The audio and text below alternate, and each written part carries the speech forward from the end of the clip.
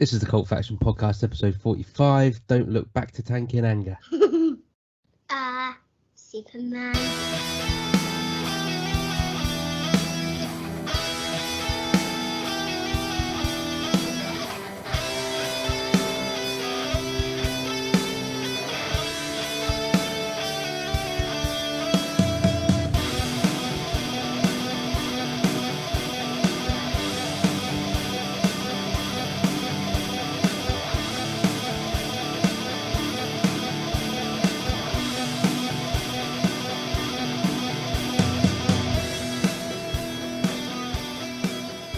Hi, welcome to Cult Faction Podcast, episode 45. Don't look back to tank in anger. I'm your host, Damien Hicks, and as ever, I am joined by Paul Hawkins. And Brett Summers. I love the fact that you still pointed. Even though we told you. I can't, it's just have to. We told you we couldn't see you last time. Who you were talking to. It doesn't matter, I pointed. Get over it. So Brett and I were looking at each other and we worked out between ourselves who was going to go first. I haven't even got it on that screen. I was just waiting. He's not even looking. He's not even got us on screen. He's probably on Google already. Yeah. Wikipedia, anticipating the name that we're going to drop. Okay, so as you might have gathered by that strange introduction, we are on Teams again this week because someone is ill, someone's still got COVID, has COVID, is in the vicinity of COVID, COVID is around, whatever it is, it doesn't matter. We're on Teams. So, what's going down in Groovetown? Anyone having an exciting life? No, I'm basically not going out because she's got COVID. That's it. That's it. Yeah. Still working. I mean, I'm fine. Someone's just got distracted by something. It looks like he's doing some marking, actually. It genuinely looks like he's marking some textbooks. How dare I? No, I was just publishing the preview for the Cleaning Lady episode 4, Cabian, which is hits Fox on January 31st. I still publishing that to cultfaction.com. Cultfaction.com, yes. Ooh. And I love the way he uses that term though, because he was like, "You're publishing." You're publishing. Wow, we're publishers now. But you're posting it, aren't you? I've published it and it's now live.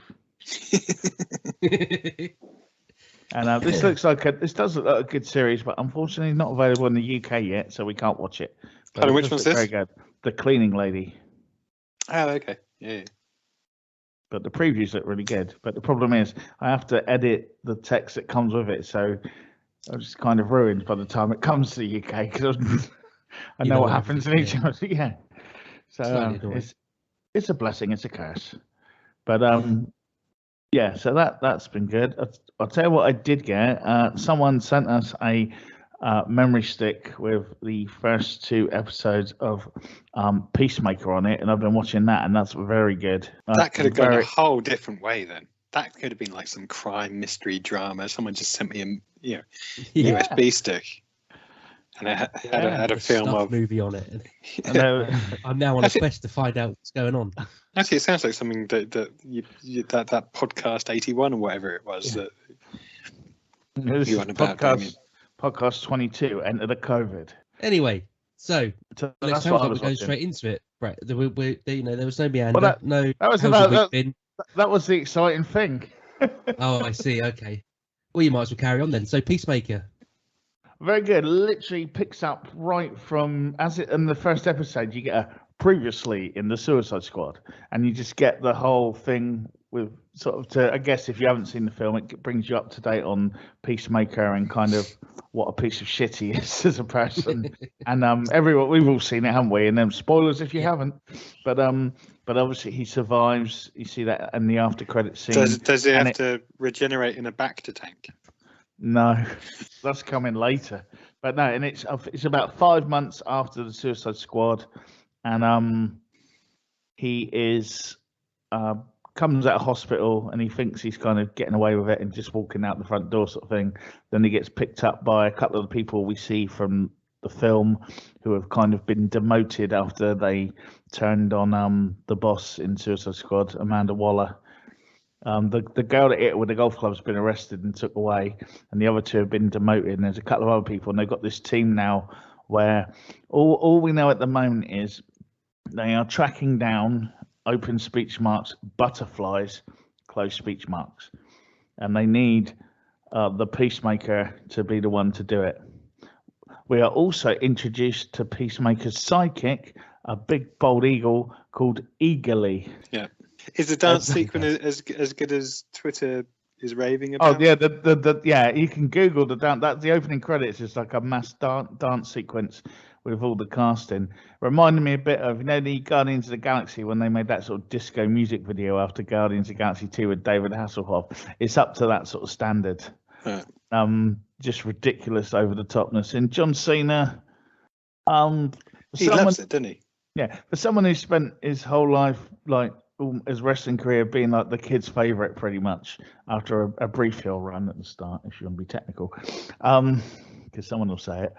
And he's I think he's just thriving in the fact that he can just be the complete arsehole who in his own mind is the hero. And I think that's what always makes the best sort of villains, the best sort of piece of shit kind of people, even like Gene Simmons Invasion USA, or even John Travolta in Broken Arrow, if we want to go that far back. The villain that thinks he's the hero, I think, is always sort of the best sort of villain. So what you're saying is John Travolta in Broken Arrow gave a great performance, is what you're saying?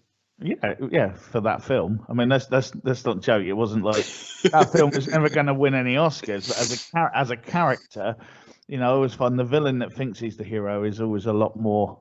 He's on a crusade, he's on a mission, but it just happens to be very evil. Bit like that little German bloke with the tash. In his eyes, he was the hero, but in everyone else's, he was a horrible piece of shit who deserved to die. But anyway, moving on. Cena though takes the film and takes the role from the film, turns it into a TV thing, and it's not a one-trick pony. It's definitely got room to grow. Robert Patrick plays his father, which is even, he plays that very well, just like Robert Patrick would. And there's a nice sort of, you find something out at the end of episode 2, which is a bit kind of disturbing and dark and disturbing, especially on the way.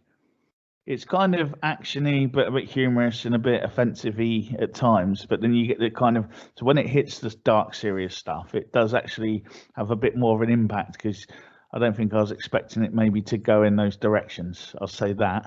Soundtrack's amazing, especially if you're our age and you liked anything that came out of LA in about the 80s.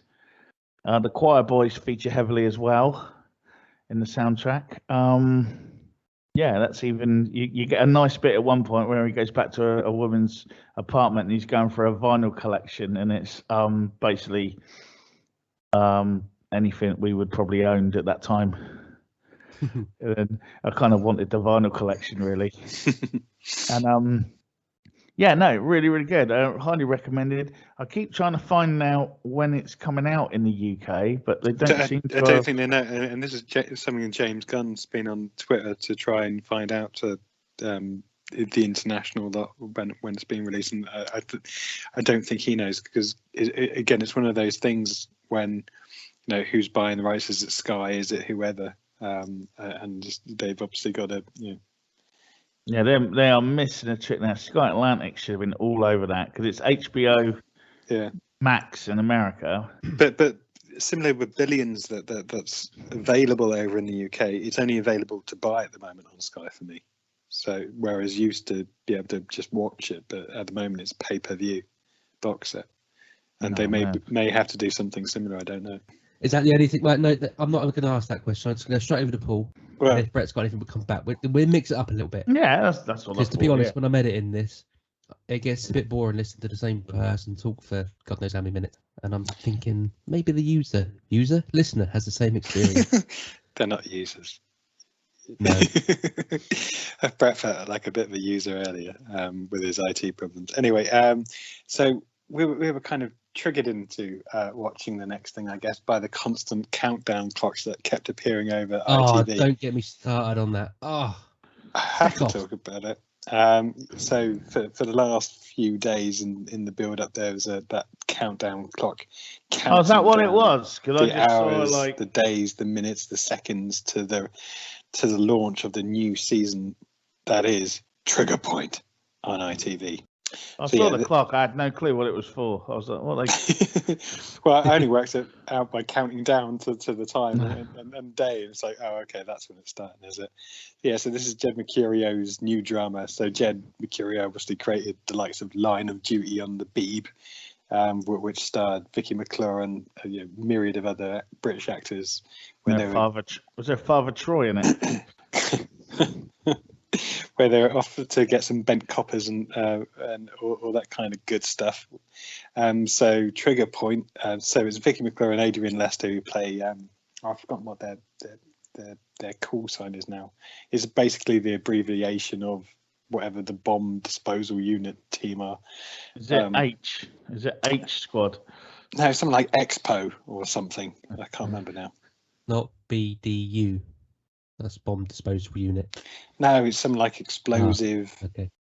or whatever. I can't remember. But anyway, so this is the bomb disposal people who work for the bomb disposal unit, and obviously you might have some bombs that they need to dispose of in a safe manner. As you do. It's quite handy. That's their title, isn't it? Yeah. So. I don't want to be too critical of it because it's only been the first episode, but I'll go on. Well, they literally try to build up everything, and but by we've got a bomb that we've got to blow up. Oh, and it turns out it's not as bad as we thought. Oh, but then there's something else. Oh, but it's not as bad as we thought. So you just kind of think, well, that means that something really bad's going to happen, isn't it? And Damien, you get your bell ready. We'll ring it. So basically, they defuse a couple of bombs, one of which is strapped to a hostage in the back of a car. Not bad for a day's work. And they're just getting the crowd to come in, and it's like, oh yeah, we're just running the checks on one last vehicle. But yeah, everyone when you say that, they're just getting the crowd to come in. I got a vision of the end scene of Ghostbusters. Like that kind of crowd. Well, yeah, apart from this crowd is throwing water. We've run Jeremy in it. This crowd is British, so they're throwing water bottles at the police who are stopping them and cordoning them off. I feel that. Yeah, time to ring in the crowd. Everything's safe, and then someone makes a comment. Yeah, everything's fine. We're just running checks on one last vehicle. And Adrian Lester's going, which vehicle is that? Oh, it's that big van over there. Oh, what, the one with no windows? the one with the smoke. The one with the smoke coming out the back. And as soon as that's mentioned, you kind of know exactly what's going to happen. It's like you could have, you've been trying to obviously build this whole episode up into this like Sean Bean moment at the end where you're trying to get rid of one of your biggest characters. And it's a bit obvious that everything's going to go bang. So that's it. That was basically the first series and first episode in a nutshell. Which is a shame because Adrian Lester is really good an actor, and it would have been really interesting to see his character development because they built up some of that in the first episode. And now all that's left of him is an arm by the looks of it. So unless he's able to pull him, maybe he's in a lot of flashbacks. Yeah, or some he gets like an artificial limb, aka Book of Boba Fett. Maybe she keeps his arm as a lucky charm or something. Yeah, well, it's probably going to do a better job than the tweezers or whatever she's got that are a lucky pair that weren't that lucky at the end of the day. I am being probably overly harsh on this because I was a bit disappointed with the ending. It's okay. Again, you can say, is it just going to be the same old? But because really, if she's a bomb disposal expert, that should be her job. But I've got a little hankering feeling that actually she's going to go and try and solve who's doing this as opposed to what in the real life she would be doing. If she was that police officer. So she's the bomb Quincy. She should be doing another job, but she's running off and doing someone else's. Yeah. Well, I don't know, but that's what I imagine it's going to be. And she's probably going to get more involved in actually tracking down the gang that's doing this than actually doing what she should be doing. I just wonder, because like from how you explained it, like the writing sounded really obvious, especially when you said about like the van at the end. I just wonder, is that sort of ITV interference compared to BBC interference? Or BBC might have been like, yeah, you get on with it and make it all mysterious about who H is or whatever his name was. And then ITV are like, we want a big truck with a bomb in it. Well, And it's like, no, what we're going to do is we're going to have it that you think it's a truck and it's actually a small child on a bike. We want a big truck. And we want Iceland written on the side of it. I don't know. Maybe if you watch a lot of police stuff with bombs, you kind of look for stuff. But you know, from the first bomb there, where again Adrian Lester's about to, trying to defuse it round a toilet, and is in the bathroom and it's really dark, and he's looking for a wire that comes off that and that's running around the side of the room, and Vicky McClure says, "Oh, if it's dark, I'll turn on the lights." It's like, sorry, what? And he goes, "No!" And just as she's got her hand on the light switch, I remember an advert with that in years ago. Here, Brian, I can smell gas. And luckily she stops halfway through because that was a trigger for the bomb or something. It's like, oh, come on, guys. And it just carries on like this, it's like building up suspense 101 with, and having these little moments, which is, I don't know, it just felt a bit of a letdown. It just seems weird that like a guy who intrinsically weaved a plot for about 8 years through Line of Duty just to do something like that. So it's just sort of like, I can just imagine ITV like, right, so then we're going to put this, no, room go bang. No, we're going to build it up. We want the room to go bang. Then we're going to cut to the adverts. Yeah, and there's a bit where they're trying to make Vicky look, kind of macho and like all badass, and like, where there's a bomb in a car, they send a robot to investigate and to maybe take it out, and it breaks down and they can't control it. So in the real world, again, they'd have probably taken some time and maybe got another one in or another unit, but no, Vicky just goes, "No, it's not this. Basically, I'm going to go off and have a look myself." So she just wades in there. It's like pretty gung ho, and she takes her helmet off pretty much every 30 seconds, which that's a TV and a film trope I hate now. You get it in superhero films, you get it in anything where someone wears it on the head. It's like, right, we've established that they wear a mask or a helmet. Now let's take it off so the audience can see them. It's like, no, but the character wears, that should be part of the character and what they're wearing. But we can't see their face. We've paid for this actor or actress. Sorry, they're all actors now, aren't they? My mistake. That's become a thing now. But the thing is, you can still see her face because the one that she's got, it's got like the visor or something. So she's got, but they keep taking him off, and you just kind of think, well, actually, on day one of bomb disposal unit training, this is your uniform, you don't take it off ever until you're in safe distance or everything's confirmed. So, are you going to watch the next one though? Yeah, just because I want to see what happens to Adrian Lester and whether he does come back with one arm or whatever, but or a robot arm that probably does a better job of the robot bomb disposal unit. But yeah, I'll watch the second one. I don't think he's going to. As I said in the trailer, there's a lot of crying. So yeah, which will be a big shame. Unless they're mourning the arm. It could be they're mourning the arm. What about you, Damien? What you been watching? What have I been watching? I need to get a different screen to tell you that because I've forgotten. Actually, I watched finally, a bit late to the party. I watched Afterlife, Ghostbusters Afterlife. Oh, cool! And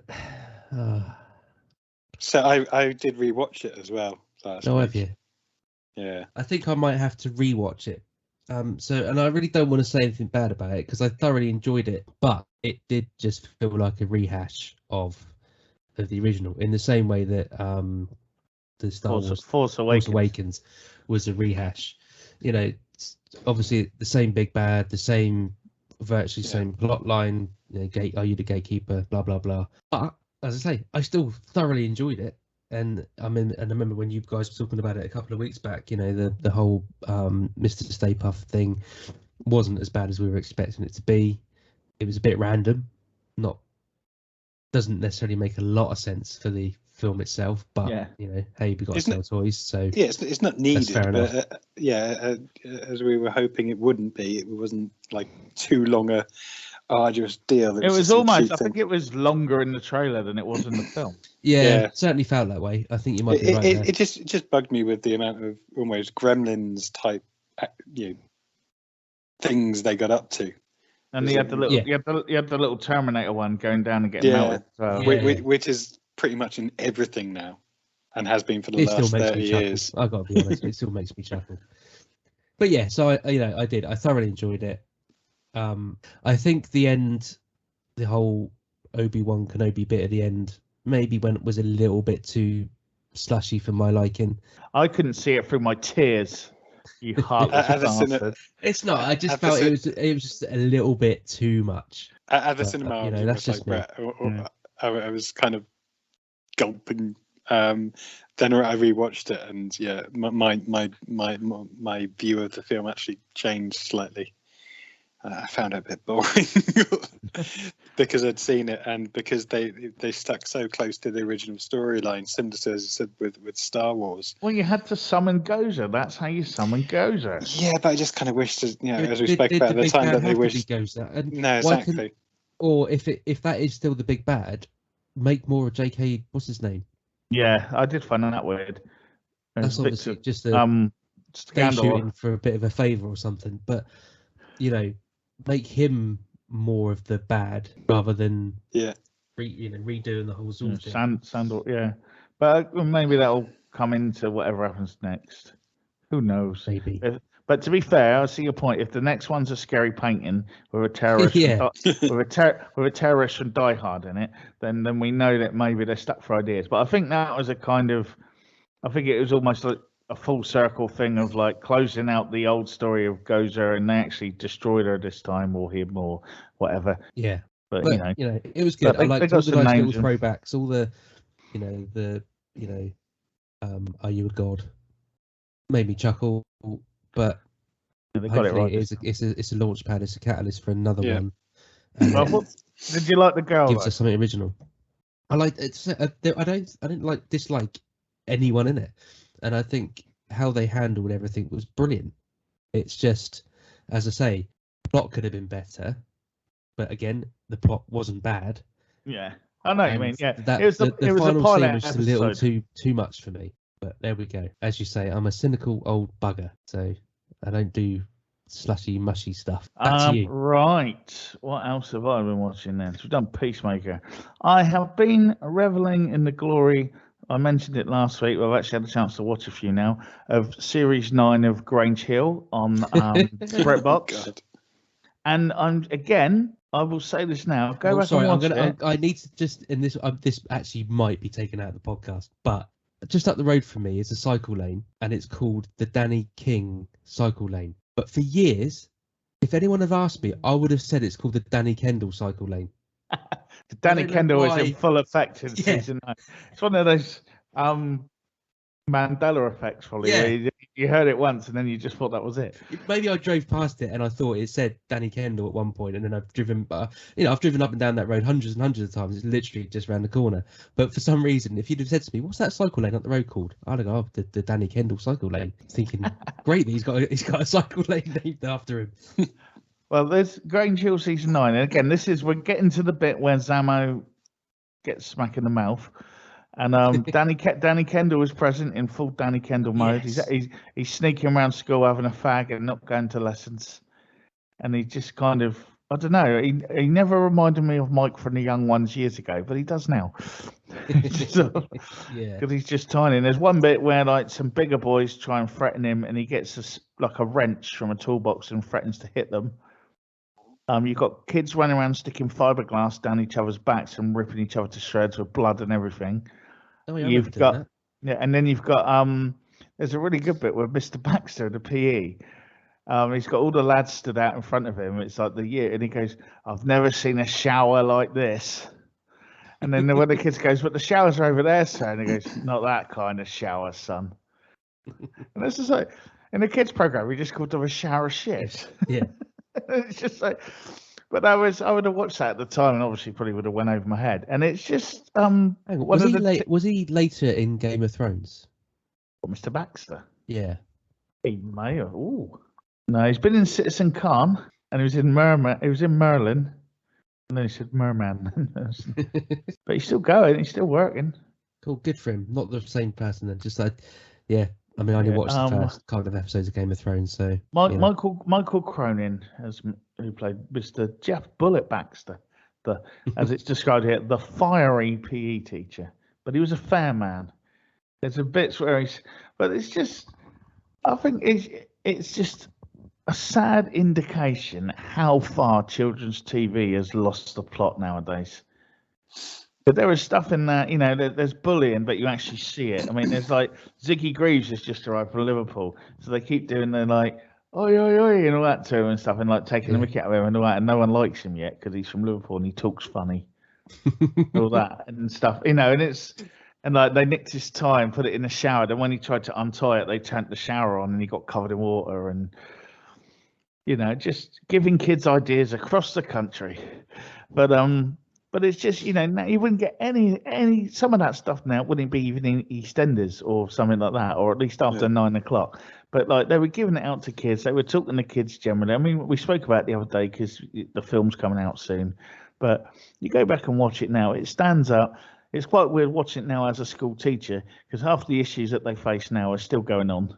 Like thing like classrooms being double booked and things like that, like stuff you think, the technology we've got nowadays that would easily be sorted out, and there's still little teacher things of like print quotas and stuff like that they're talking about, which squeaky wheel on the TV cabinet. Yeah, and just sort of if only we still had a TV cabinet.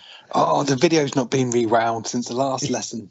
I used to like remember the bit at the back where it had the where you could switch it and you'd get like the barcode to tune your video in, and then the supply teacher would never know and think the video's broken and you couldn't do anything. I used to do that, and they used to have that switch on the back of the test card switch on the back of a video. Yeah. I used to do that, and then it'd be like, I don't know what it is. Oh, it's not playing. Oh. So we don't want to watch your crappy science video.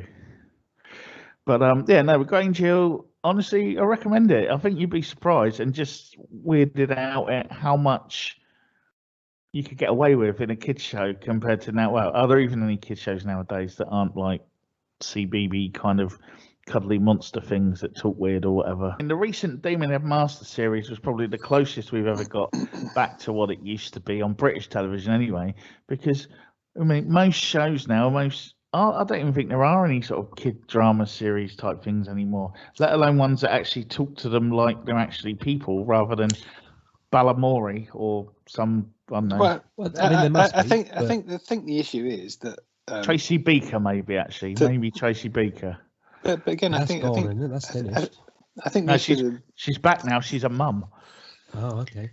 Yeah, but the issue that the BBC and others have is that you've got cable channels and YouTube where kids just go off and watch what they want. I agree with that. Well, but just people making a kids sort of drama program that doesn't actually, talk down the kids. Because most kids now will be watching like an EastEnders or something like that.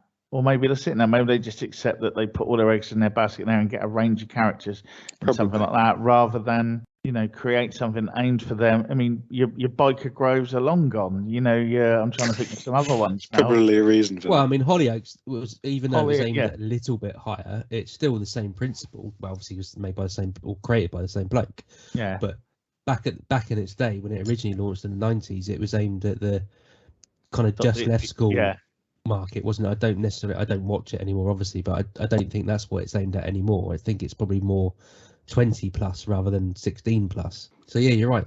I don't know if there is. I mean, I remember, when obviously my two are far too young, but I remember niece growing up, it was Nickelodeon. Those really dire Hannah Montana style kids. The sister, Hannah Montana. Awful. Half of them had the same scripts. So it's paint by number scripts that they just swapped around.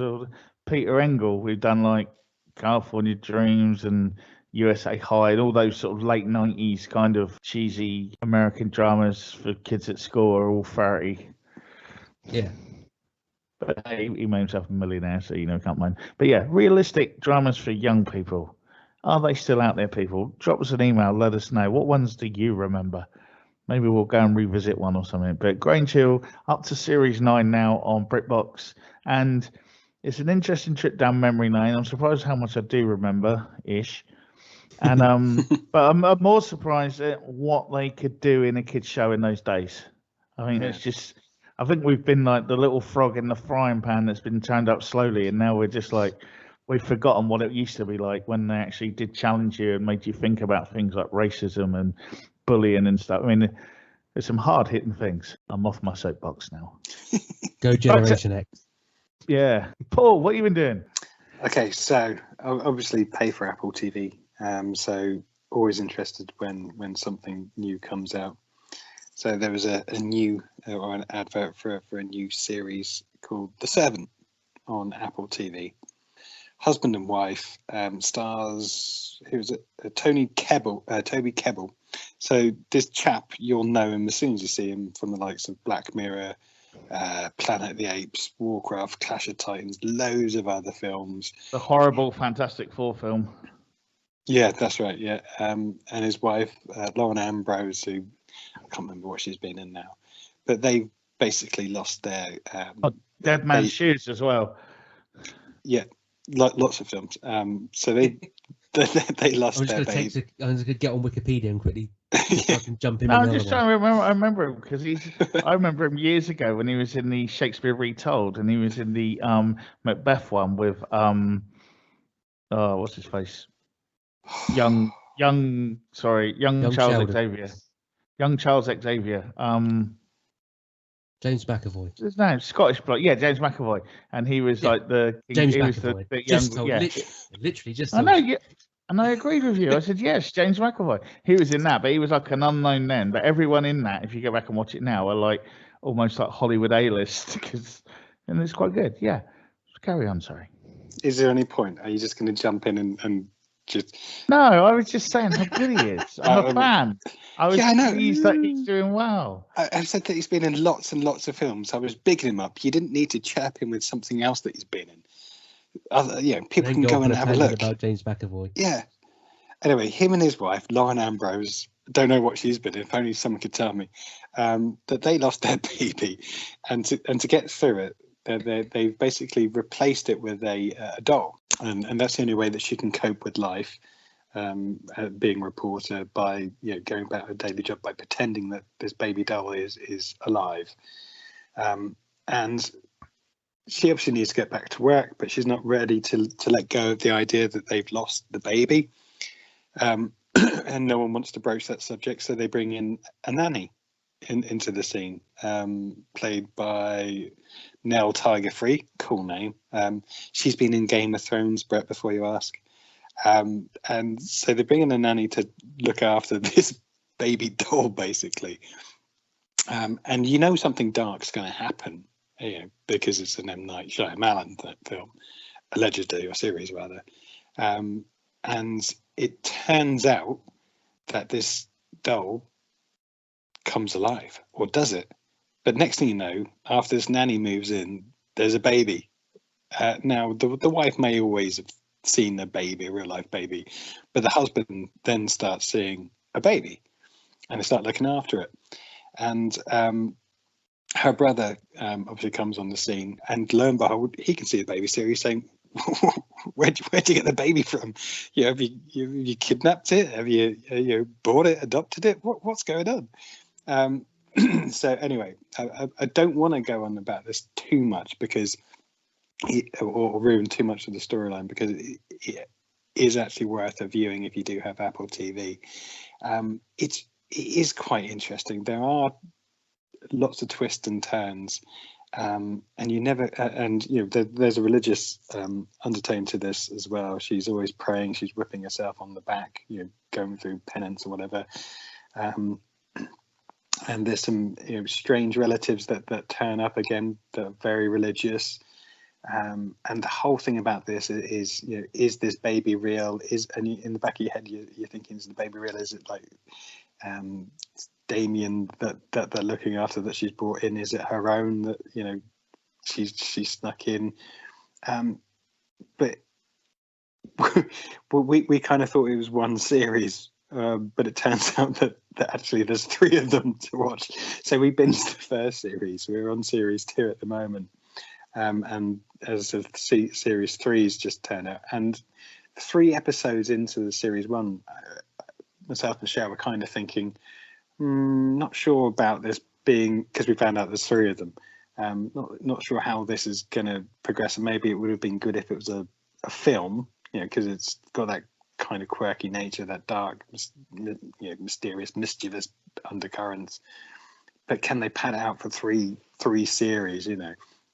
And it looks like they they absolutely can, because we're still quite engrossed with it. Looking forward to watching the next one. Cool. No, I'm intrigued by that. Yeah, that almost sounds like a recommendation. So it is a recommendation. If I had a sound effect, or if we had sound effects for a recommendation, we'd be playing it.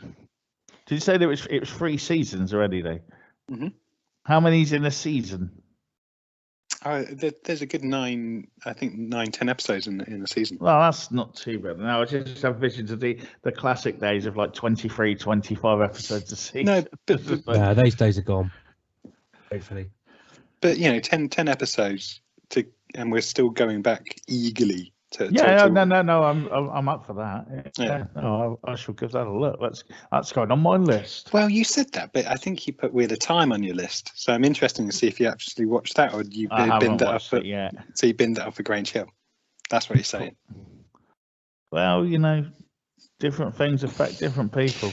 But speaking about that, and I know it's I've spoken about one thing, but this is 20 minutes. This is short in comparison. Obviously, you've had the kind of, it's not even a teaser trailer, it's the teaser snippet of the new Lord of the Rings drop. Did you guys catch that? Did you just say snippet? Yeah, because it's not really a trailer, it's just like a ring being forged. I take issue with snippet. What's a snippet? Well, it's not really a snippet. What's a snippet? It's smaller than the snippet. I think they were a Motown band. Yeah. Galadriel and the Snippets. Is lesser known. But they were one of the famous Jewish Motown bands. but it's basically the ring being forged with But it's basically the rings being forged with the Elvish voiceover. Not much to no action, no sequences or anything. I didn't think it sounded like Elvis. But I got really excited by it because it was like when you first started watching Lord of the Rings. So yeah, I've almost got the I can't wait for it to come out now, which I didn't want to do. Oh, that's good. Well, I You're won't. Excited. I know you won't, Damien.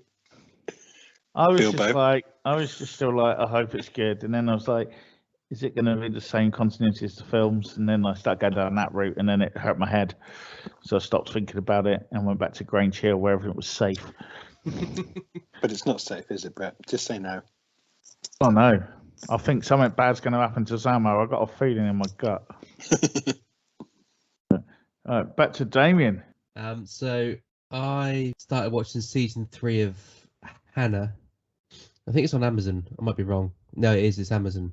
So, and I don't know. I can't remember now if we've talked about this at all because it might have been over a year since season 2. We've mentioned its existence. Okay. And I think I said it was a good film with Saoirse Ronan. Saoirse Ronan, is it? Oh, if only Google would tell us. Yeah, but Saoirse Ronan, the Irish actor, whatever, was in the film Hannah, and that was a good film. I don't think I've seen the film. I might have done. Anyway, so Hannah's season 3 is pretty much the same as seasons 1 and 2. You've still got the clandestine government program that's raised a bunch of kids to be assassins. It's just that now they've been sent out into the wider world to be activated as and when necessary. And Hannah is still on the good side, if you like, working against the organisation, and she's teamed up with her former, I think it's her former handler. My recollection of how those two got together kind of is lost in the midst of time because it's been going for quite some time. But the cool thing is now Ray Liotta's been introduced to the mix. Oh, exactly. So I'm only 2 episodes in, but yeah, Ray Liotta. Is he in witness protection?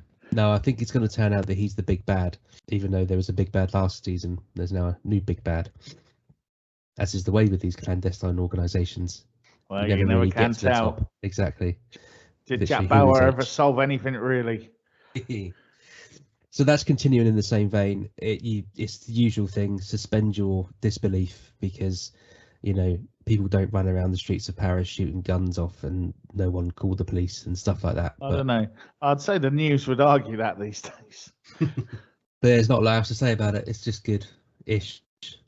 It whiles away a couple of hours. Cool. And that's on Amazon Prime, you said? It is indeed. It's like you're taking notes. I'm doing a bit of both, yes. All right, cool. Marking and taking notes. Yeah. No, he's just marking, isn't he? Yeah. I'm not marking. I'm on Instagram. So some poor kid tomorrow is going to get like a 4 out of 10 and a must watch blah blah blah, and take that home to watch. No, they just got a crap grade because you didn't laugh at my joke. The one before that got an A star because you did laugh. So your education, children's fate and education is in your hands. Laugh at my jokes. Right, back to in response. Okay, back to me. It's back to you, yeah. Right, I finished Screw, the ITV 6-part drama featuring the woman from Teachers and the girl from Dairy Girls. Yeah. So last week you said this was a bit. It could what they did in the first first episode. First three episodes. First three they episodes. Could have done in one episode. Yeah. So now, bizarrely, it does. Episodes 4 and 5 really pick up, and lots of cool stuff happens, and there's a bit of a whodunit and some sort of intriguing mystery and all that. And it's kind of like, okay. And then again, a few faces you recognise from the history of British TV. There's a woman that turns up who I recognise as the other Pauline from Paul Cast Video Diaries. Pauline Cast Video Diary. But looking at it, she's been in loads of stuff since and actually won awards. But I remember what she did in like 1991 or whatever it was. But yeah, and it's really, and there's a few. I don't want to give it away, but there's a few twists and turns, and as I said, who done it, and some nice, cool drama in those 2 episodes. And I was like, oh, this is really picked up now. It's found its feet. And then in the last episode, it kind of just undid all that by kind of going, oh, yeah, that was that. And that bit we just built up, that was that. And I see that, and that was that. And guess what? You know, that person who's been horrible to you the whole time kind of liked you all along anyway and was just doing that to try and help you be a better prison person, you know. And it's like, oh, okay. And then, like, everyone leaves at the end of the day, and you're like, yeah. So there's a show. There's definitely, there's a show in there. But it was just kind of like, I don't know if it was kind of maybe, I don't know if it was a directive of we built this stuff up and now it's the final episode and we don't know if we're coming back or not. Although the writer has said there's going to be a season 2, but it's not been announced by the TV stations yet. So I don't know if it was one of them like, well, we'll just finish it off anyway, just in case we don't come back. And they sort of did. Because would have been a couple of, as much as I hate it, if it wasn't going to be another series, I'd rather this is what happens. But if there is going to be one, you could always build in a couple of things that kind of roll over. Yeah, leave a few threads. To kickstart. Because the big stories are answered. I suppose there is one bit that does roll over actually. To think about it, but no, it's, I don't know. I've watched it. Would I watch it again? Probably not. But it was all right to watch, you know. But there's been better prison stuff out there. I mean, Wentworth's probably the best, more modern one, the Aussie remake of Cell Block H. Yeah. And that, I mean, that's, you know, when people get stabbed, you actually see the blood and it's quite graphic and there's a lot of swearing and stuff, which I imagine prison was like. You know, it's quite funny when you watch some of these and they're all prisoners and no one really swears. And but I don't know. I don't know what it was trying to be. Was it a reflection of the human spirit, or was it like a real life prison? Well, maybe it'll come back in season 2 and it'll find its feet, and then but there's a show in there. Then there's the danger of that is it becomes like, what's that? The teaching one, the school one. Teachers where it just actually they're not teachers. So because I know that started out as a real kind of hard hitting drama, and it's. I never watched it, but by looking at what it was more like became a soap opera rather than a. Well, the first 3 or 4 seasons again, and then hard take on schools. But then the first few seasons were, and it was really good with the racing thing as well. And then Channel 4 ended up moving it to 6 o'clock and making it a half-hour bloody team thing when it used to be on after 9 o'clock for like the subject matter it dealt with, and. sort of it just toned itself down again. Going back to what we were saying earlier on, it was scared to tackle what it was tackling before. Whereas years ago, what was in the 9 o'clock one would have been in Grange Hill. But this is the world we live in. Everything's got to have a trigger. In fact, do you know what? There's a trigger warning on Hannah. Warning contains smoking. Oh, there you go.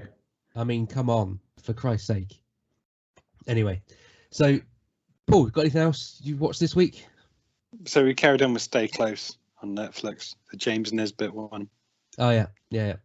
Does it stay close or does it drift off?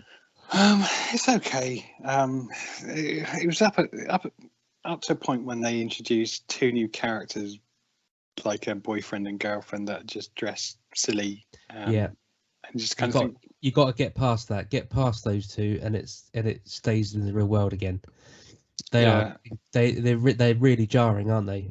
It doesn't make any sense whatsoever. No, it's like they're trying to be some quirky Tarantino film characters or something. Well, they are in the book. That's the thing. It's not something that's been done for the for any weird reason in the TV show. They are actually in his original novel. I just kind of think it's a bit of a shame because they're trying to keep it a bit realistic. Yeah, and then they introduce these 2 random characters which go off on so much of a tangent. But otherwise, it's good. But yeah, that's really took a bit of a blow to us going back to it, and then we also got just got engrossed with The Servant, so we haven't gone back yet. But yeah, we watched a few more episodes of that this week, and I'm obviously continuing with How I Met Your Mother. Hey, where you up to now? Oh, God knows, I watched so many of them. It's hard to keep track. I think I'm on season 2 now. Well, can I say, I was in trouble about my comments on this last week and received some hate mail and comments. Sorry about that. I couldn't help myself. I was also criticised that I said that How I Met Your Mother was better than Friends. It is. Deal with it. It is. Yeah. It's written better. It's written better. So it's more realistic. It's written better. The conversations, the banter between the friends, everything about it is better than Friends. And I don't hate on Friends. I take it or leave it, but I'm not one of those that hates Friends. And I mean, I was forced to watch it in my teenage years or whatever, when in the back of the 90s. But I don't dislike it like a lot of people do. Teenage years, you wish. No, it wasn't. It was 94. No, 2005. No, finished by 2000. How I Met Your Mother. No, Friends aired in 94. I wasn't forced to watch How I Met Your Mother. I wanted to watch How I Met Your Mother, but I was forced to watch Friends in my teenage years. But I don't dislike it. But to say that it's better than How I Met Your Mother is just plain wrong. And if you want, you can send me your feedback this time around if you like. It's fine. I'll take it. Because I know I'm right. So, but yeah, as am I. And just as a side note, How I Met Your Father started in America last week, and I don't think it started on good ground. Well, I saw a lot of people criticising it because it's got canned laughter in it. Ooh, that's What is this? The Cosby's? Cardinal sin. Yeah. I don't want to say that anymore. No, but yeah. I'm liking How I Met Your Mother. Yeah. It's more grown-up comedy than I think Friends was. A lot of the stuff. Exactly. It's not as couldn't be done and sweet. I'm going to carry on. Okay. The only other thing I've watched this week is I completed, like it's a computer game. I finished watching Archive 81. I think I've said it. Did it keep your interest? Did it keep your interest? It does keep your interest. It's everything. It ends. It ends how you expect it to end. It's set up as season 2. It hasn't been announced whether there is one yet, but I think it's almost nailed on that there will be. Yeah, it's on my watch list. Just haven't got around to watching it yet because we've been busy. Yeah, it's not an easy. When I say it's not an easy watch, I don't mean it's hard to watch, as in graphic. Yeah. I mean it's not constant jump scares or and it certainly isn't very quick paced. Probably could have been done in less episodes, but that's kind of part of the point of it, if that makes sense. That it the plot is unraveling as the character unravels it, because it's all about found footage and stuff like that. So it's got to be done in that kind of structure, otherwise the whole thing doesn't make sense.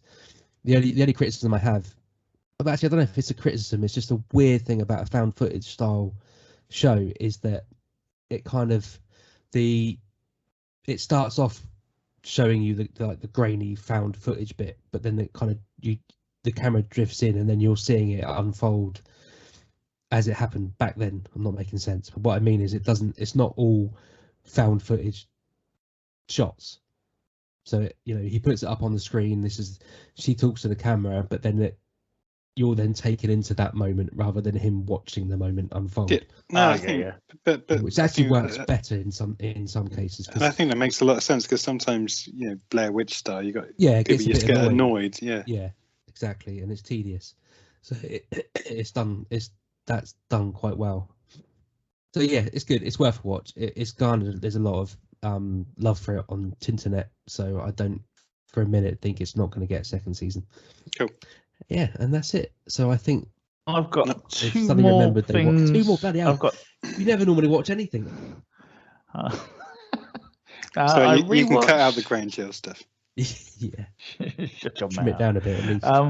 I'll speak. The first one's pretty good. I rewatched Captain America: The First Avenger the other day. It was on. Just rewatched that, and no, but for how long ago it is now, it still stands up. And watching it back, you can see a few little things that have become more obvious later on. And the one bit that either I just forgot, and I don't forget things, or I just never noticed before, but the American Senator Brandt, who is the guy that kind of pushes for Captain America to be made, and then makes him go around to do all the shows, like in the suit, like with the what do you call it, like the American Patriot, get people to donate their copper and all that sort of stuff. Buy bonds.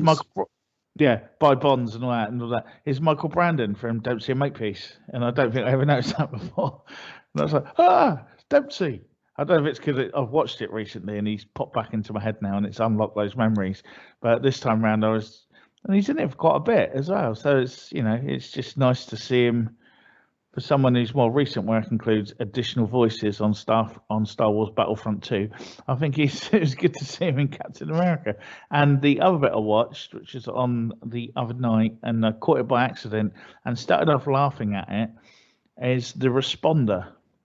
Was it? Where, that was on last night, wasn't it? Yeah, it was on last night, and it's is that the Martin Freeman thing? Yeah, it's Martin Freeman, who's now Scouse, doing the Scouse accent, which is what I started laughing at once I started watching it. And the next thing I knew, it was like an hour later and I'd watched the episode. But Ian Hart as well is the sort of estate drug lord dealer type horrible person, who was John Lennon in Backbeat, and he was the teacher, I forget his name. He was the teacher that wore the turban in the first Harry Potter film. But was he in a bunch of Wallies? No, that was David Furrell. That was the other teacher from Hogwarts, the werewolf dude.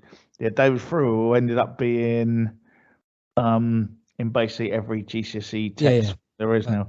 I've not seen the Potter film, so I don't know. I've just got a vague image in my head of. He was a bunch of it was him and Matey's. We were on about last week, wasn't it? Yeah. Matey's son. Yeah. Yeah, but no, Ian Hart. Yeah, he's really good. He played because he's bold in real life, but he had like long curly hair and that, and it took me a while to click who it was. Because at first I thought it was that really nice, polite bloke from what's it called, Motherland, because it's that kind of that sort of hair. But no, it's really good actually. It's quite dark. Very Martin Freeman is the kind of the police officer who's kind of trying to sort of walk the line between sort of the Liverpool gangland. Cause I missed the beginning, so I was catching up on the plot as it was going along. But it looks like he's sort of trying to walk the line between like the Liverpool gangland and being a police officer. And obviously, the strain of trying to do that is catching up on him from both sides. But Martin Freeman's a good actor. His Scouse accent's not the best, but it's not it's not Dick Van Dyke being London. They couldn't afford Matey from Code 404, which they always forget. Danny. Oh no, no, not Danny. It's the other one. Who to everyone else will be the one everyone remembers. Yeah, exactly. Oh, we're gonna do it again now. No, let's just move on quickly. Yeah, We know but who we mean. But episode 1, which I believe it was worth a watch. Quite gripping. Quite had its moments when it needed to be violent. It was when it needed to be thingy. It was. It was. Yeah. So, and you can always bank on Martin Freeman. You can always bank on Ian Hart. So give it a watch, people. Boba Fett bit. Boba Fett bit. Boba Fett bit. Boba Fett bit. Boba Fett bit. Doom, doom. Boba Fett bit. Hang on. So we are looking at Boba Fett, Book of Boba Fett, Chapter 4. The Rising. Was it called the Raging Storm? Gathering Storm. The Gathering Storm. So where do we want to start? What do we think? Anyone? I'll go if you want. Well, go for it. Yeah. My first point is, am I missing something in that flashback where he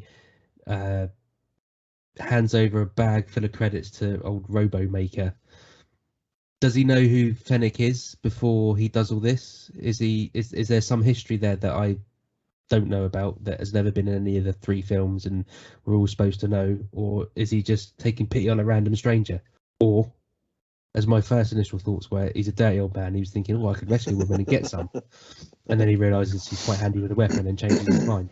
So I don't know. Is that something I've missed in the canon universe of Star Wars? Think it was more the kind of that I saved your life, now you owe me a favour kind of thing. I think it's even worse than that. I think this is just Boba Fett being nice. I got issue with that as well. That comment I've got an issue with, but I think we might come back to that. Let's probably more about the series in general. I did it deliberately. Okay, well, that's my question's answered. That's all I wanted to know. So it's not, I haven't missed something, or it's somewhere not in as far in as Star Wars EU. I'm getting all the terms now. It's not in the Star Wars EU that they have a history, and he's I don't think so. Shit, I better save her. Not that I'm aware of. That doesn't mean that they don't in that grand universe, but I don't think it necessarily is. I think it was him just trying to help her out. Yeah, because I suppose we're still in that bit that a lot of people aren't grasping, that since he's been reborn from the Sarlacc, hasn't he now, and he's rediscovered himself and all that. Whereas I guess that's where a lot of the controversy over the show still lies, because they still want Bubba. Okay, well let's go to that, because go for it. I've got an issue with. So what you've just said there, people have got issue with him being nice. Nice is probably oversimplifying it. He's being calculated, but not being evil.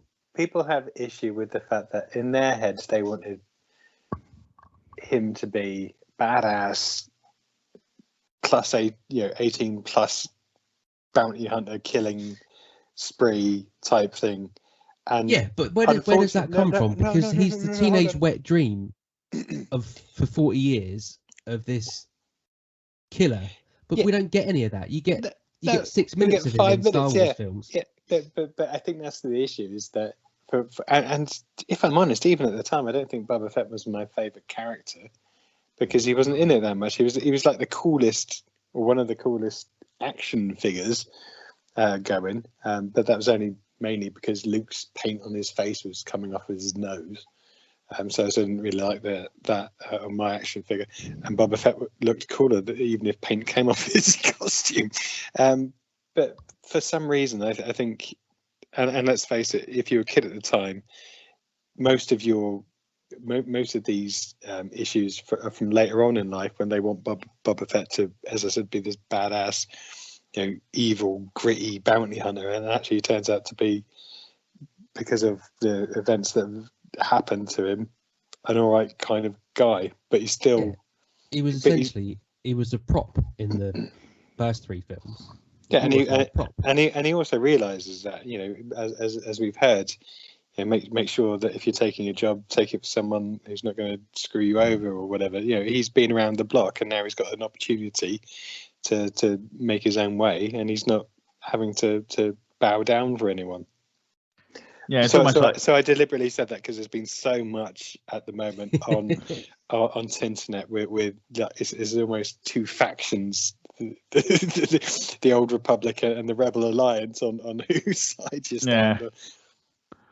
No, it is. It's just like, like you say, he's been around. He's been screwed over by everyone else. He's like, screw this. I'm going to be the boss now. And I don't see anything wrong with it myself. It's developed well.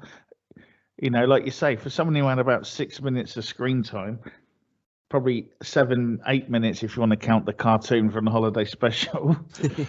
It's like, all these people for years have built it up in their head of how cool he is and went and got tattoos of him and that. That's your fault. It's it plays well. It works well. It makes sense. It's a redemption. I mean, I'm still on the vine of this is kind of the Unforgiven, but with Boba Fett. I do still have a lot of issues with a number of his life choices since taking over the mantle of Jabba the Hutt. I just walking around the street like with no real bodyguards, or army to protect him.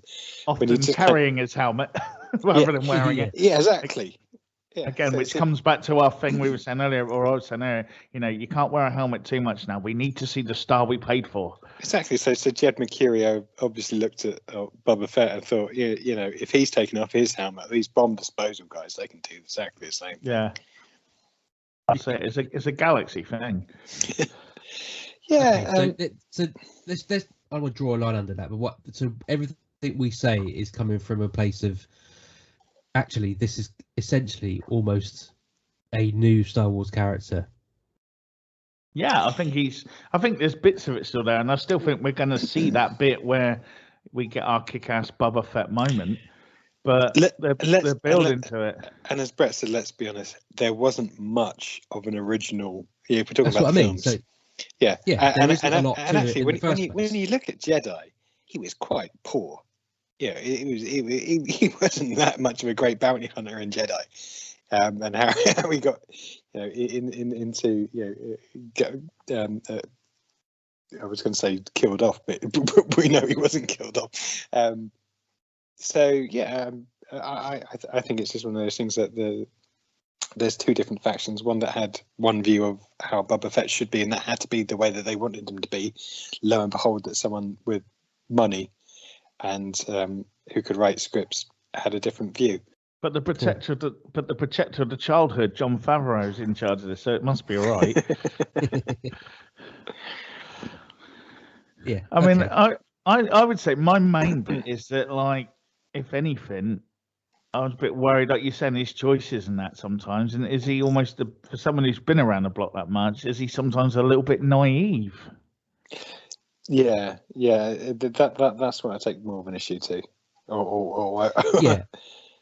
Well, if you think about the bit where he's staking out, I don't know what it's called, Jabba's old palace. It's not Jabba's palace anymore, but he's staking it out. Then he goes off and gets Bib Fortuna's.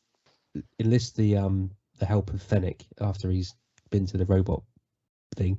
She's the one that comes up with the plan, and let's be honest, it's not exactly a devious plan. Anyone could have thought of that. Watch the rotation of the guards, sneak in. I mean, that's kind of spy network 101, isn't it? Well, it's almost definitely. like Baldrick came up with a plan. Yeah. We'll just wait for them to go, and then we'll walk in. Yeah.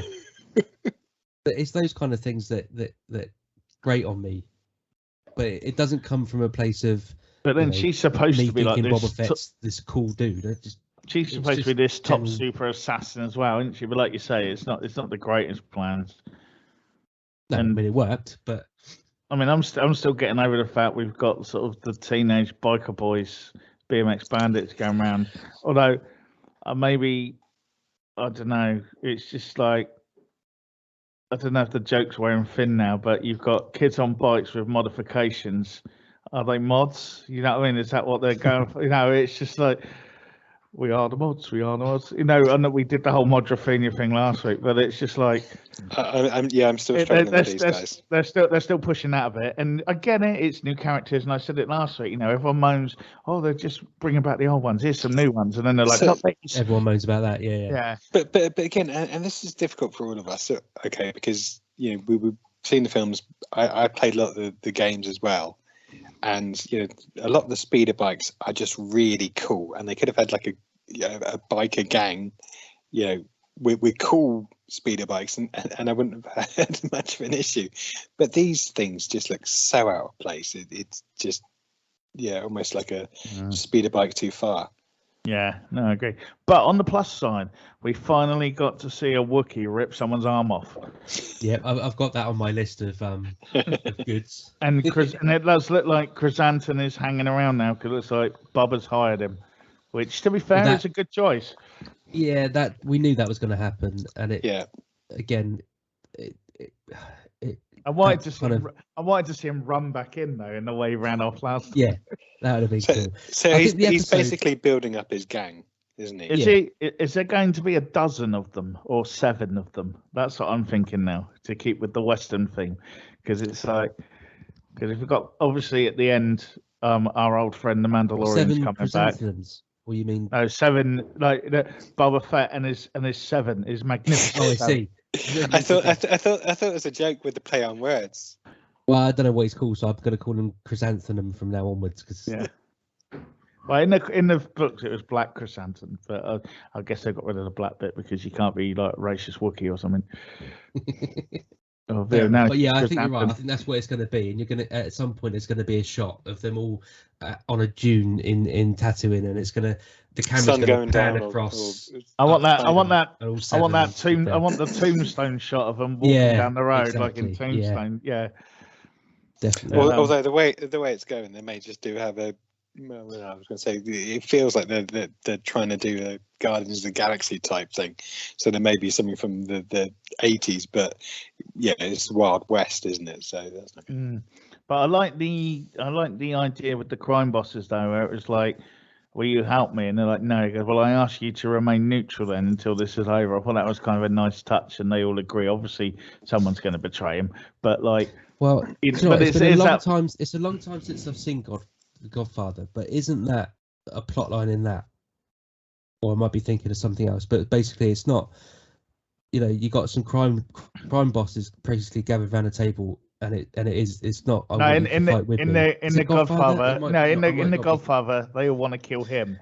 Yeah, I know that. Him, and then but he does it the other way. So you all think they're plotting on him, and then it gets to the christening, the daughter. I wanted the daughter's christening, and he whacks all of them.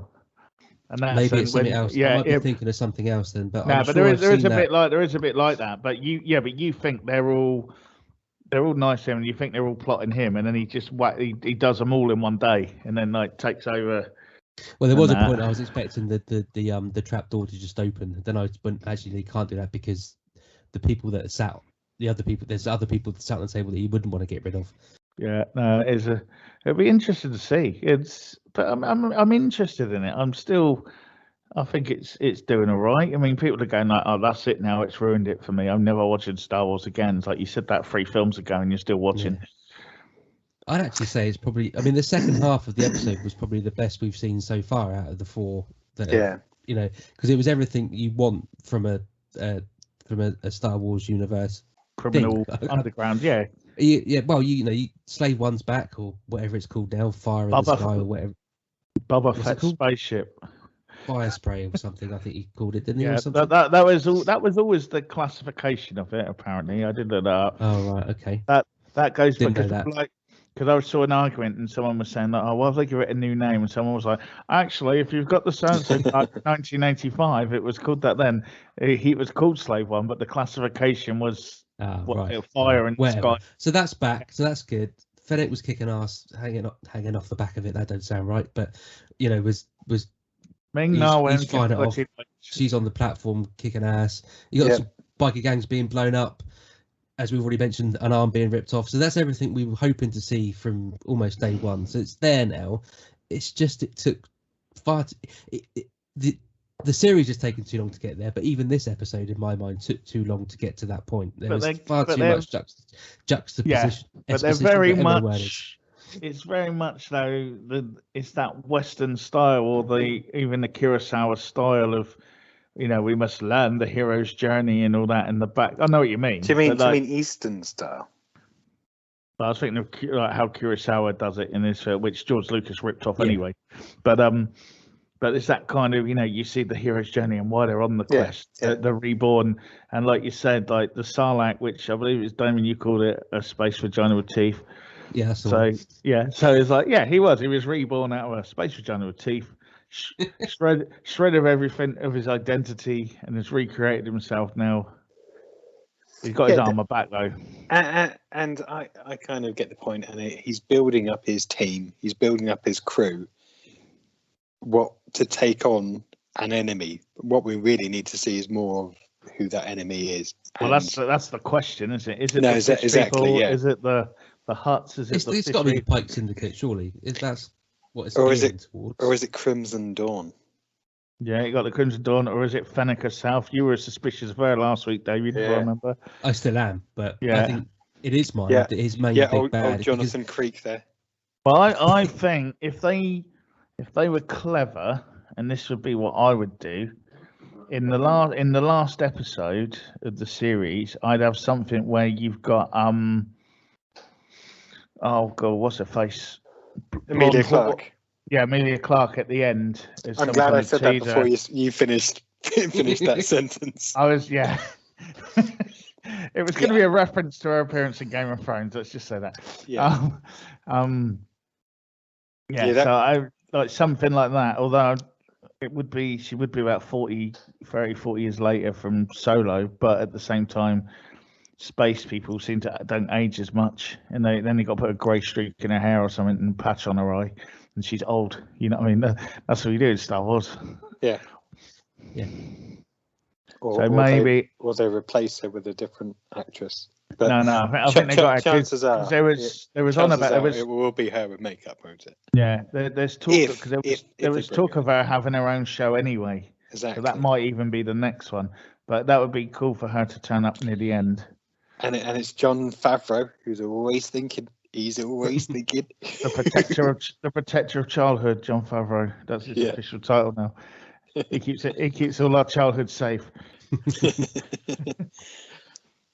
But yeah, I'm enjoying it. It's a good series. I don't see what everyone's fussed about. There's just so many people going, but it's not what I thought was going. Boba Fett doesn't do that. How do you know what he does? You didn't create him. Well, exactly. That was my point at the very top of this.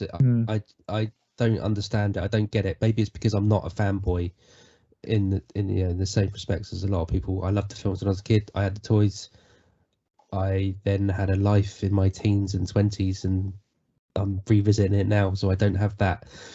As we mentioned, what he was. He had 5 minutes of airtime, so there wasn't much of him in to go on. Yeah, exactly. So he was an empty vessel basically as a prop that people have. There's 40 years of people able to fill that armor with whatever they thought he was actually. Yeah, and made up their own stories, or I know there have been books in that since, but. Everyone needs to that's not canon anymore. Yeah, but when Disney took over, they said the only thing that's still canon are the films, and then they went some of it's come back in, and they filtered it in their own ways. But at the same time, and I know that if you've been buying those books for 20 years, to be told that that's not real anymore, to something that's not real isn't real, even realer, not realer, whatever you want to call it. You've got to accept that, and it's time to move on, boys. I'm gonna say Book of Boba Fett, good. People's attitudes bad. Well, enjoy it. Watch it. Hold on. Let's be honest though, because we are also critical as well, and we, so I think not. Yeah, but I think our criticism isn't coming from that place. That was my point. Our criticism is coming from the way the story's now being told, the pacing, that kind of stuff. Yeah, we're judging on what they present to it rather than I'm not liking this because Boba Fett. Used to is with his left foot first, and now he works with his right foot first. They don't know what they're doing. Exactly. That's what I've got an issue with. Okay. News desk. The news. News items. Okay, first up in the news, we've got Apple TV Plus have ordered a Monsterverse series, and it's featuring Godzilla and Titans. I don't know what the Titans is, but That's basically all the other they're monsters. they're the big monsters he takes on. Yeah, so the streaming service has ordered a new original live action series set within legendary Monsterverse franchises, featuring Godzilla and Titans. Following the thunderous battle between Godzilla and the Titans that leveled San Francisco, I almost said San Fran Tokyo then, because we watched Baymax the other day, and the shocking new reality that monsters are real, the series will explore one family's journey to uncover its buried secrets and a legacy linking them to the secret organization known as Monarch. I can kind of see why Apple TV have done it, because it's different to the rest of the stuff they have at their disposal and the other stuff that they bought. So can I just check as well then, Paul? So this is fitting in with all the films that have been out already. So this is the same. Yeah, this is part of that universe. Yeah. So it's not their own universe. This is all part of. Because I liked Godzilla vs Kong. But carry on, Paul. No, that was, I was just agreeing with you. Yeah, so it's part of the same Monsterverse. But yeah, I was put off with we'll explore one family's journey. Yeah.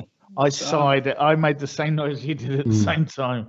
I mean, it's like that. That almost seems to be the ruination of most of the films. You know. Yeah. But then, I mean, they have to have some sort of plot that is more than just, monsters fighting each other or us humans fighting a monster. There has to be. I'm not saying this is the right plot, but you kind of get why there's something in there.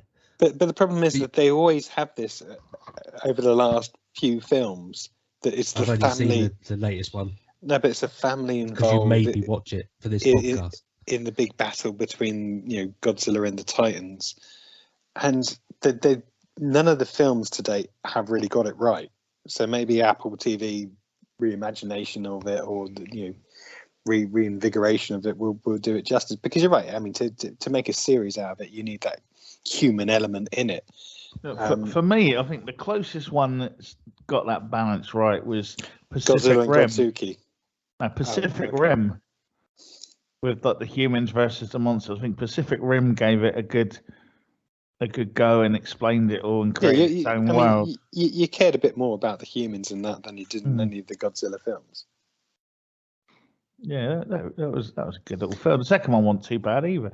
But yeah, they always, because you end up focusing on the family, and then by chance there's some huge plot jump where you have to what our family were the first ones to discover monsters 1,000 years ago, and we just happen to be living in now. And we found this book that details everything about them.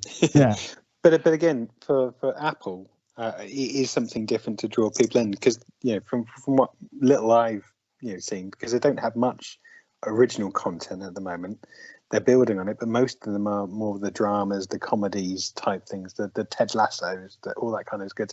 It's good content, but again, to draw in more audience or more paying people or kids that want to watch stuff, then you need to get something that stands out amongst the crowd, if you like, because I don't think there is a series along these kind of lines that I know. I mean, I wouldn't necessarily be looking out for something that's based on monsters fighting other monsters. But I was say Pacific Rim, I think, is the closest we got, because they made a few animes of that now. It had the 2 films. Yeah. And all that. That's probably about the closest thing. And the monster thing has got a massive fan base. I mean, it's probably if you go back to your sort of your Ultraman Power Ranger type thing, the whole fighting the big giant monster thing, that's probably as far as we've got in the Western world. I mean, and you can see the execs saying, well, what we're going to invest in vampires? No, they've been done. Zombies? No, they've been done. And, as Brett says, really, when it comes to something like this, then you had the anime stuff that's on Netflix and so on, but not really live action stuff. So maybe it will be good. It's just not. I'm just put off by the films that have been out over the last few years. But hey, let's see what comes of it. I'll give it a watch. I like a giant monster. Shut up. No comment. No, let's move on. So next up, and I'm always going to be excited when Life on Mars and Ashes to Ashes are mentioned. Life on Mars / Ashes to Ashes sequel Lazarus has been teased by the original BBC stars. Yep, Life on Mars star John Sims shared an Instagram post teasing that the third and final series of the franchise is still making progress.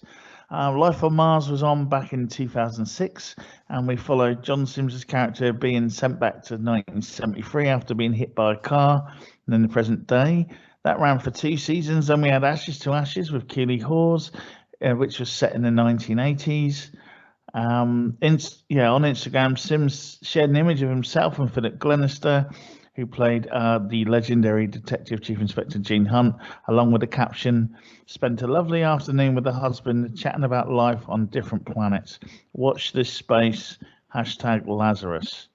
So development on the third series in was announced in 2020, though not much has been heard since, but we are hopeful, we are excited, and just get off your asses and make it, really, before anything else goes wrong at the BBC. Yeah, absolutely.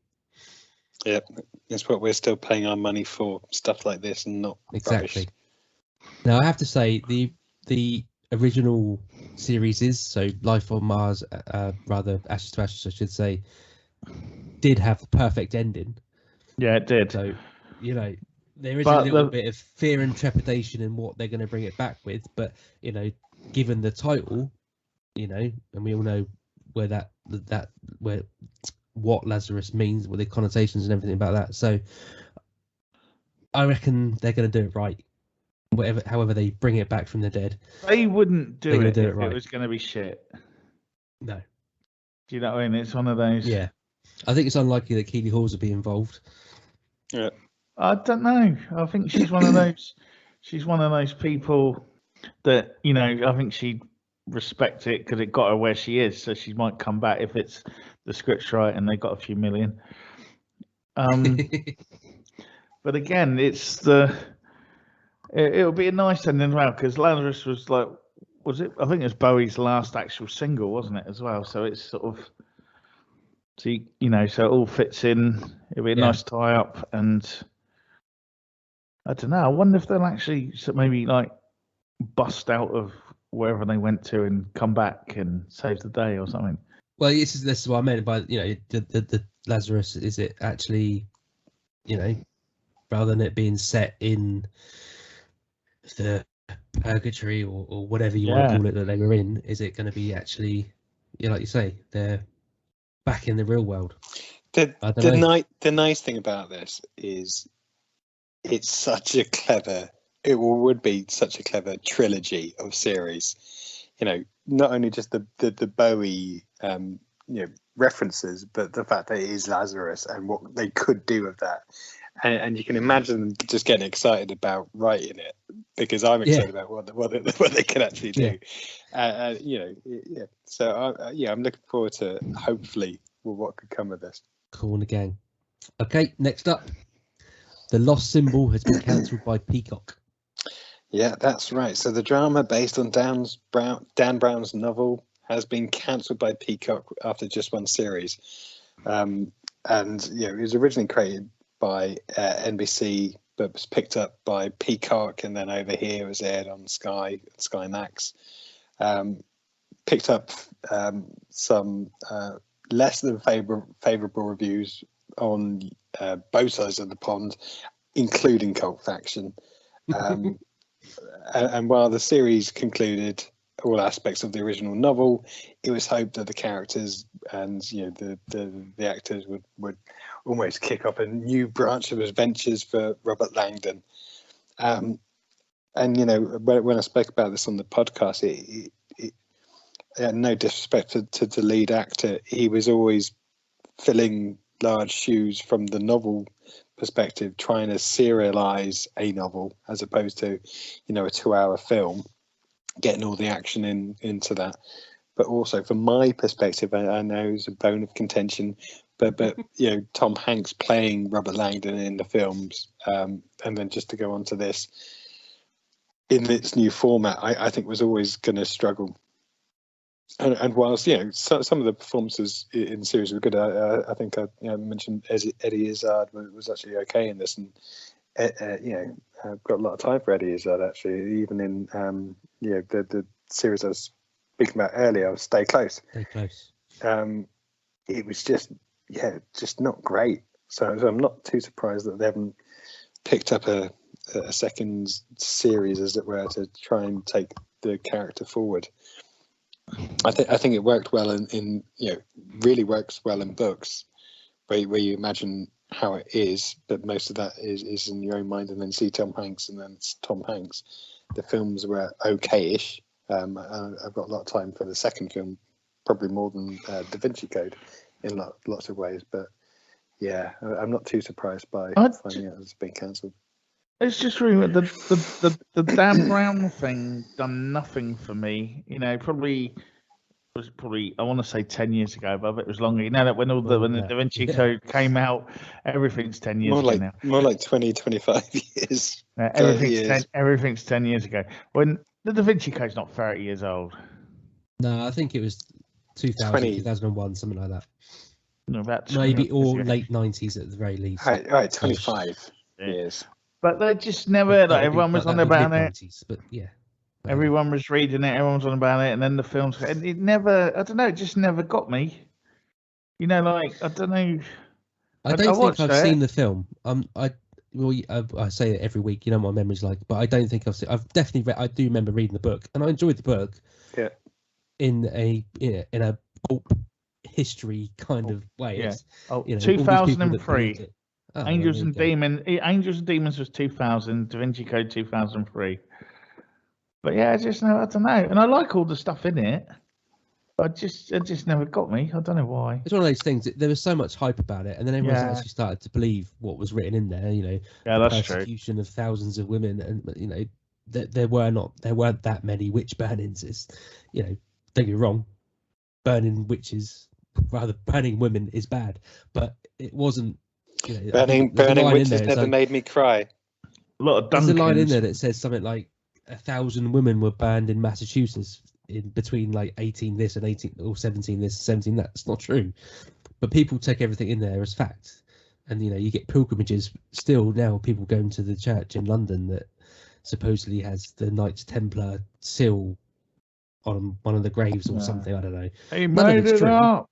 He made it up.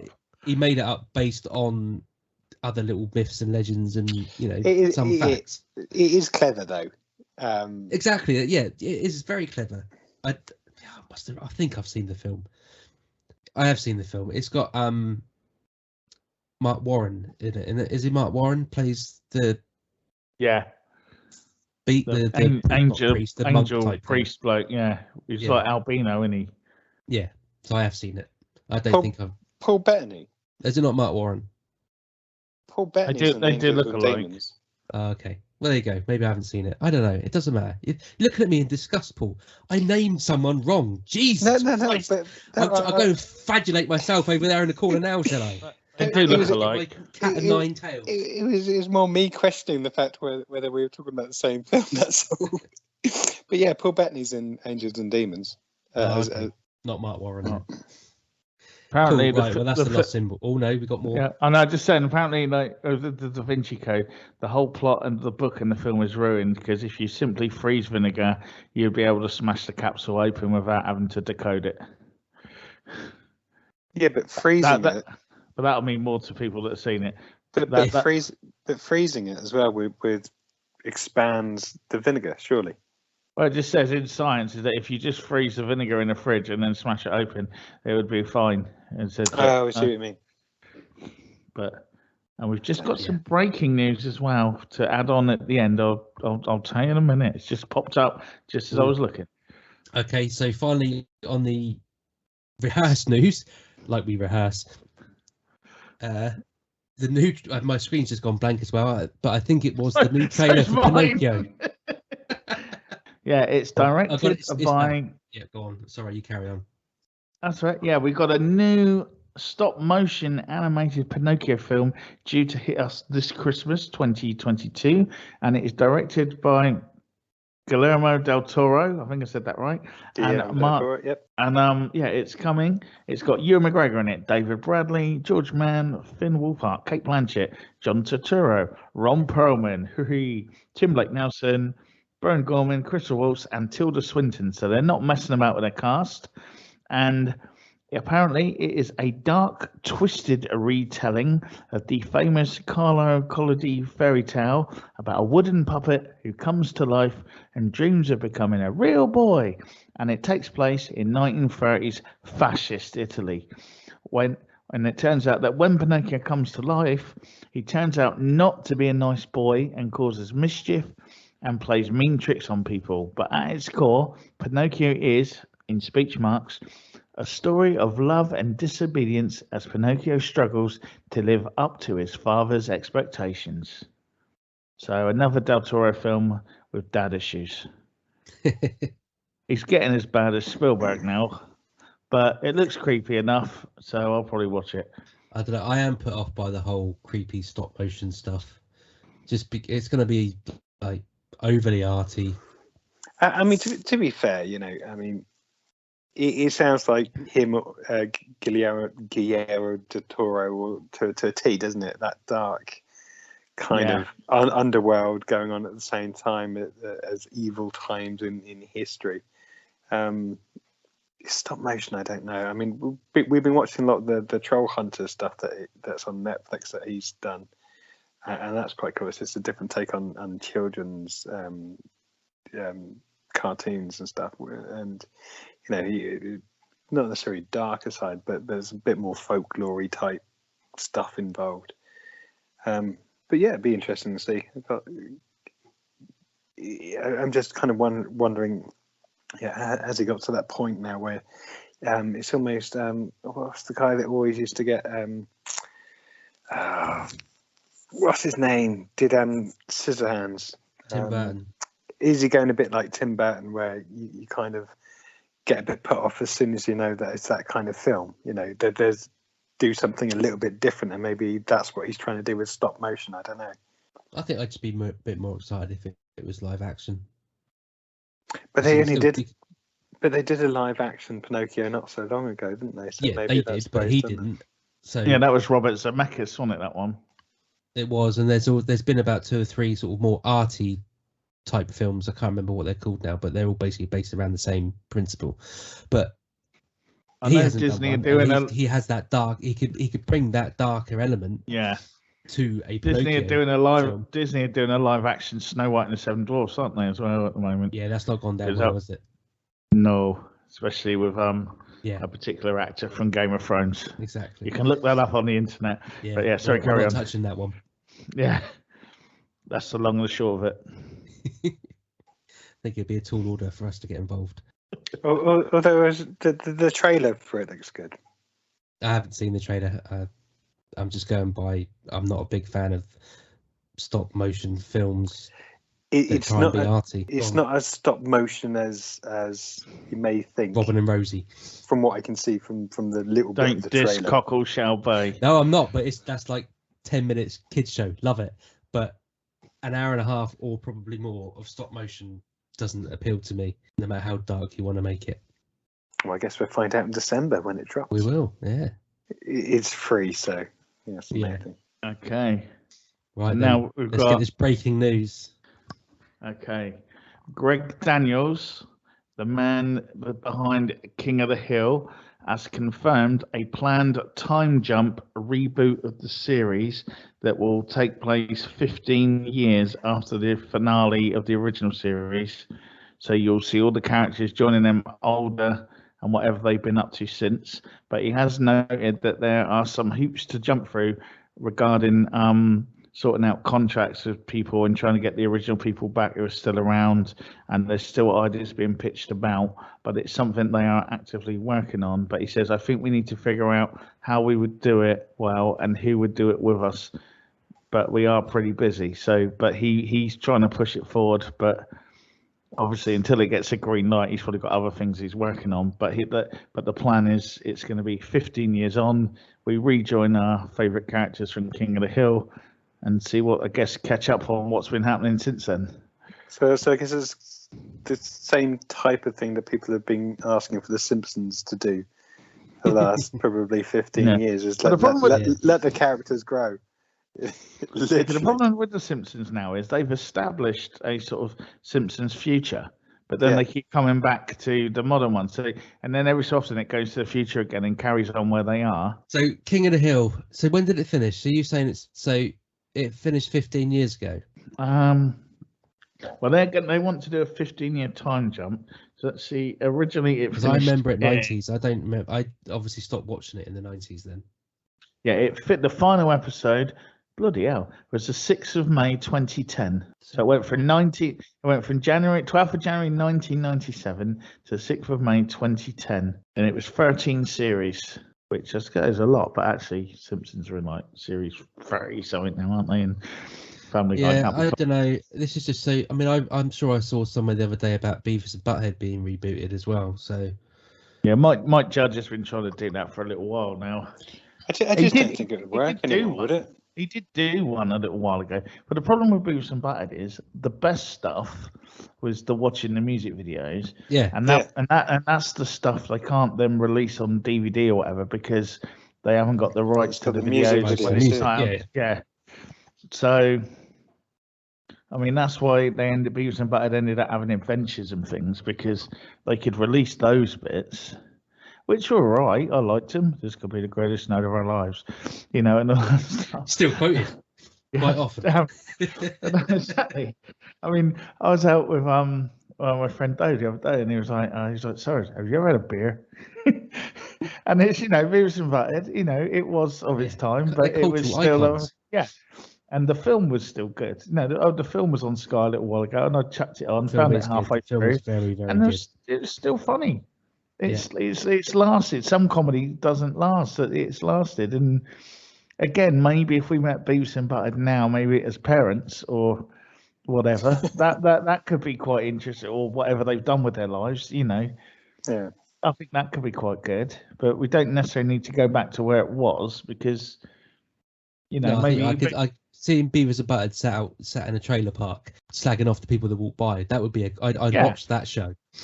That's it. That's all you need. It was even more so concept. if it was actually like they were cartoon characters, but the people walking about them were live action. That would be awesome. They both did share because she was into young dudes.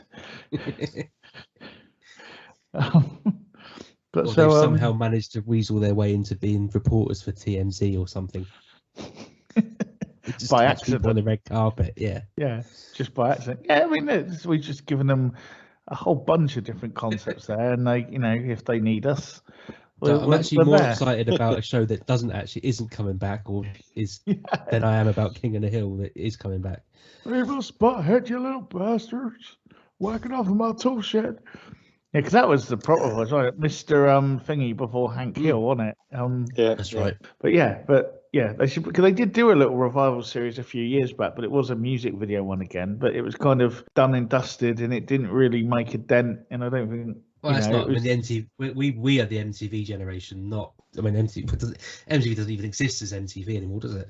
No. Let's not go down that route of lamenting the days of MTV. We could be here all night. Oh God. Yeah, I do miss the proper MTV when it had the Coca-Cola Report and Ray Cokes. Yeah. And Davina McCall. Davina McCall on drugs. Yeah. And off her tits every night. Yeah. Anyway, I think it's time to draw a line under this episode. We've ended in a big dose of nostalgia. Yeah. So, as usual, don't forget to rate and review us on your preferred podcast app. If you want to slag me off for saying Friends is nowhere near as good as How I Met Your Mother, you can do that via our email address, which is cultfactionpodcast@mail.com, or hunt me down and find me on Twitter and do a pile on. Tag us on social media. Tag us on social media. So or anything really. We're on all the places. I'm not even going to list them anymore. We know there's social media. We're on it. So cultfaction.com. You'll find us everywhere.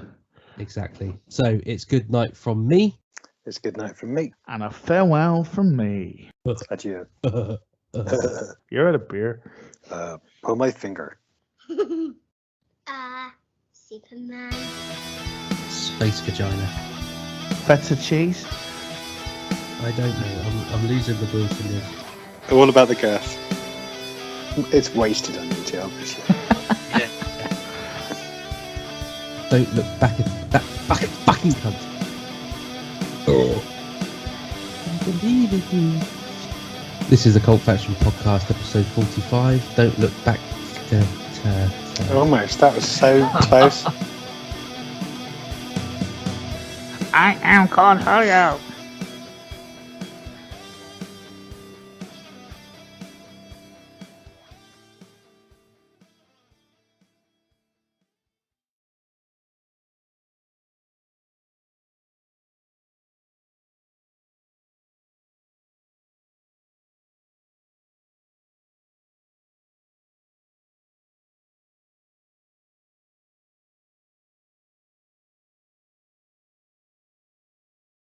I made this.